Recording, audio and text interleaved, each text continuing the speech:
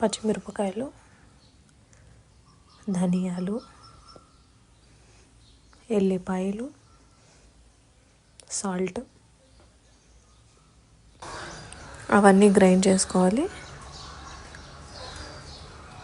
ఇది సొరకాయ గీసుకున్నది, ఇందాక గ్రైండ్ చేసుకున్న పేస్ట్ వేసుకోవాలి. అందులో శనగపప్పు నానబెట్టుకొని వేసుకోవాలి, కరివేపాకు వేసుకోవాలి, కొత్తిమీర, కొంచెం ఆనియన్స్ కట్ చేసుకొని వేసుకోవాలి, నువ్వులు, పల్లీలు వేంపుకొని వేసుకోవాలి, కొద్దిగా సాల్ట్, పసుపు, కారం వేసుకొని కొద్దిగా బియ్యం పిండి వేసుకోవాలి. 1 కప్పు బాగా కలుపుకోవాలి. ఇందాక గ్రైండ్ చేసుకున్న దాంట్లో కొన్ని వాటర్ పోసుకోవాలి, ఇంకొన్ని వాటర్ పోసుకొని కలుపుకోవాలి.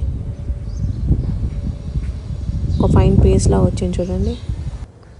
బాండీలో ఆయిల్ వేసుకొని ఆ మిశ్రమాన్ని వేసేసుకోవాలి.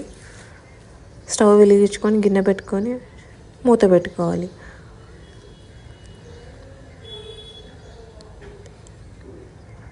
అయిపోయింది మన సర్వప్ప.